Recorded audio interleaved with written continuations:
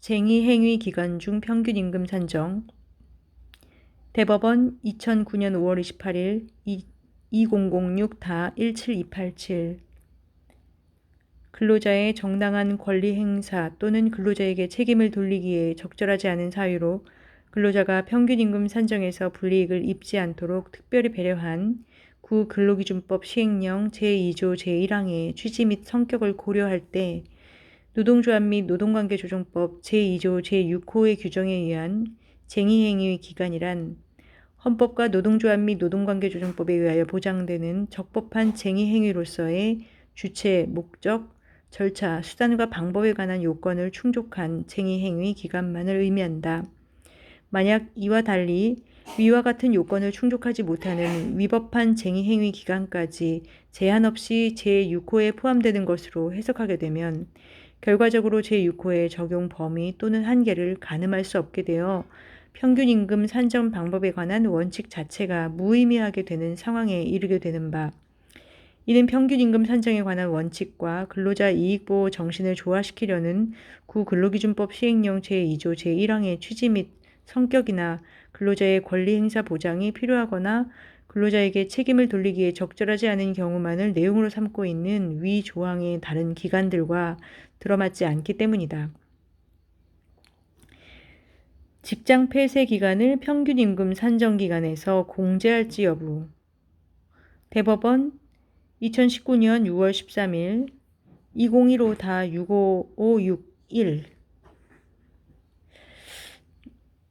근로기준법 제2조 제1항 제6호의 평균임금 개념과 산정 방식, 근로기준법 시행령 제2조 제1항의 취지와 성격, 근로자의 위법한 쟁의행위 참가 기간의 근로기준법 시행령 제2조 제1항 제6호 기간 해당 여부,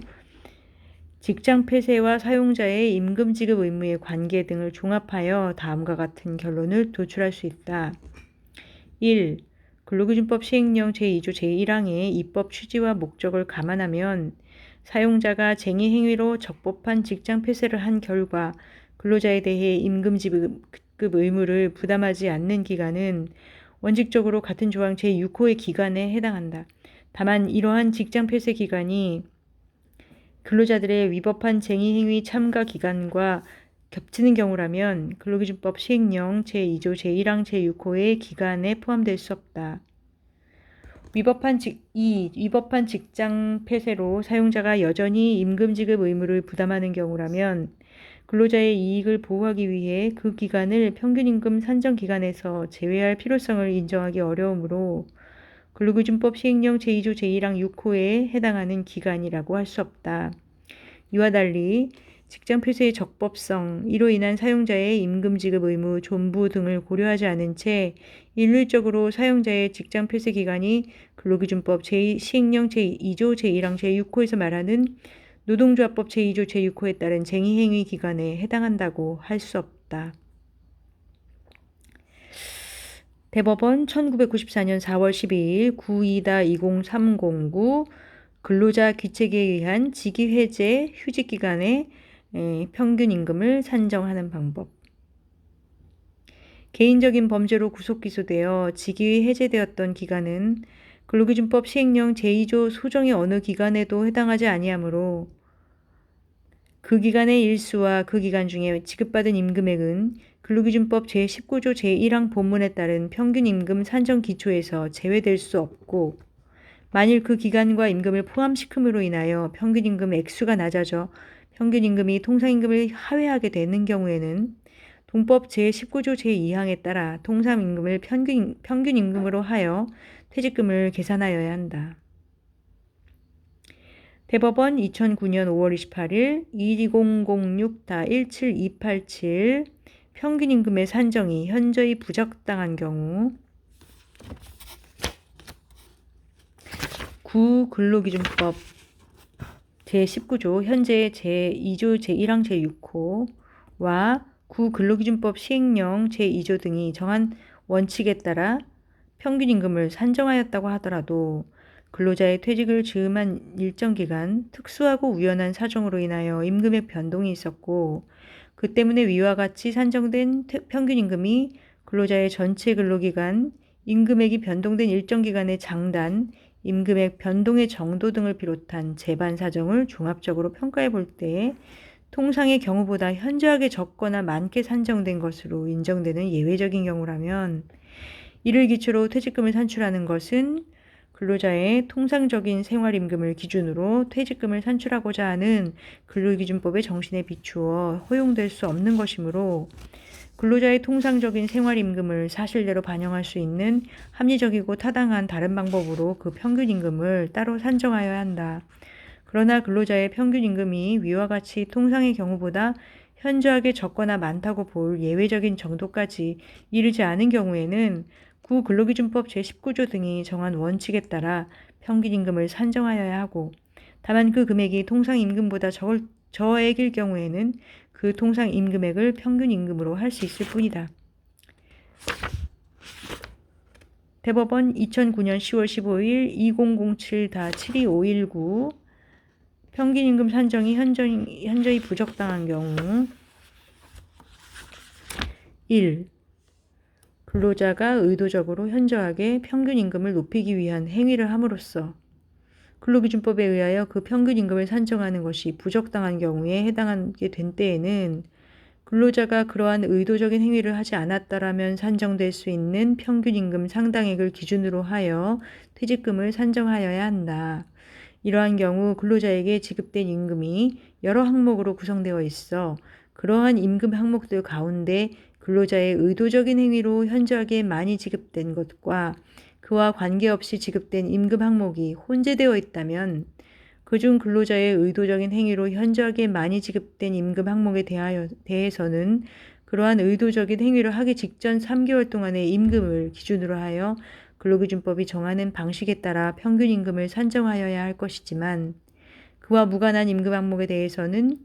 근로기준법에 정한 원칙적인 산정 방식에 따라 퇴직 이전 3개월 동안의 임금을 기준으로 평균임금을 산정하여야 할 것이다. 나아가 근로자의 의도적인 행위로 현저하게 많이 지급된 항목에 대하여 위와 같이 그러한 의도적인 행위를 하기 직전 3개월 동안의 임금을 기준으로 하더라도 만약 근로자가 이처럼 퇴직 직전까지 의도적인 행위를 한 기간 동안에 동일한 임금 항목에 관하여 근로자가 소속한 사업 또는 사업장에서 동일한 직종의 근로자에게 지급된 임금 수준이 변동되었다고 인정할 수 있는 경우에는 특별한 사정이 없는 한 이를 평균의 임금의 산정에 반영하는 것이 근로자의 퇴직 당시 통상의 생활임금을 사실대로 반영할 수 있는 보다 합리적이고 타당한 방법이다. 2. 택시기사인 근로자가 퇴직금을 더 많이 받기 위하여 의도적으로 퇴직 직전 5개월 동안 평소보다 많은 산합금 초과 수입금을 납부한 사안에서 근로자가 지급받은 임금의 항목들 중 평균 임금을 높이기 위한 행위로 통상의 경우보다 현저하게 많아진 것은 산합금 초과 수입금 부분에 그치므로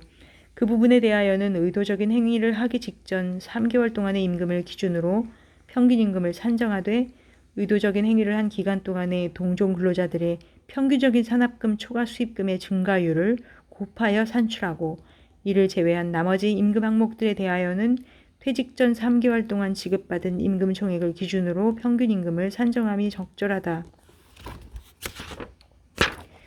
대법원 1999년 11월 12일 98-49357 평균 임금의 산정이 현저히 부적당한 경우 근로기준법 시행령 제5조, 현재는 제4조는 근로기준법과 그 시행령의 규정에 의하여 평균임금을 산정할 수 없는 경우에는 노동부 장관이 정하는 바에 의한다고 규정하고 있는 바, 여기서 평균임금을 산정할 수 없다는 것에는 문자 그대로 그 산정이 기술상 불가능한 경우에만 한정할 것이 아니라 근로기준법의 관계 규정에 의하여 그 평균임금을 산정하는 것이 현저하게 부적당한 경우까지도 포함하는 것이라고 보아야 할 것이다. 또한 평균임금은 근로자의 통상의 생활임금을 사실대로 산정하는 것을 그 기본 원리로 하는 것으로서 평균임금의 계산에 산입되는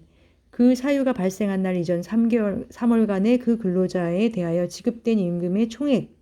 그것이 특별한 사유로 인하여 통상의 경우보다 현저하게 적거나 많을 경우에는 이를 그대로 평균임금 산정의 기초로 삼을 수 없고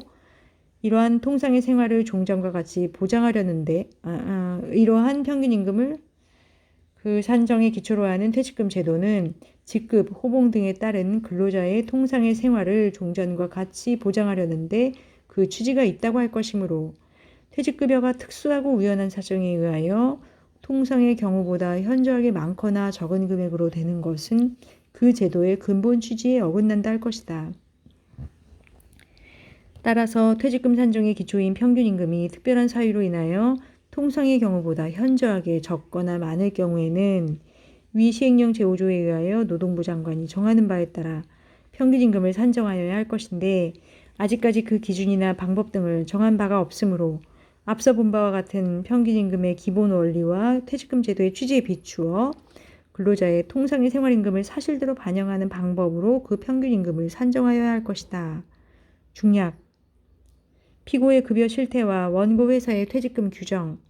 근로자의 퇴직 직전의 기간이 그 통상의 생활임금을 가장 잘 반영하고 있다고 보아 그 퇴직 직전 기간의 임금을 기준으로 평균임금을 산정하는 것으로 규정하고 있는 근로기준법 규정의 취지에 비추어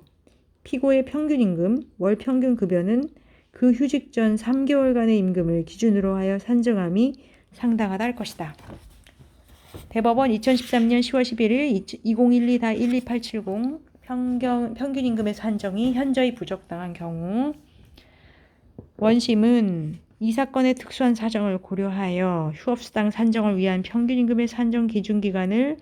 원고들이 땡땡 자동차 판매로부터 정상적으로 임금을 지급받은 최종 시점인 2006년 9월 30일을 기준으로 하여 그로부터 소급하여 3개월의 기간 동안 원고들이 땡땡 자동차 판매로부터 받은 임금을 기준으로 하되 위 기간 중에는 받은 금액이 없거나 과소한 반면 그 전에 다른 기간에는 받은 금액이 있거나 많은 임금 항목이 있는 경우에는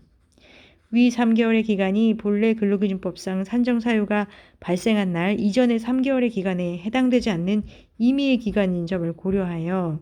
2006년 9월 30일부터 소급하여 1년의 기간인 2005년 10월부터 2006년 9월까지에 해당하는 금액을 3개월분으로 환산하여 월 평균임금을 산정하였다. 앞서 본 법리에 비추어 보면 원심의 위와 같은 판단은 정당하고 거기에 상고 이유 주장과 같이 근로기준법에서 정한 휴업수당 산정 방식에 관한 법리를 오해한 위법이 없다.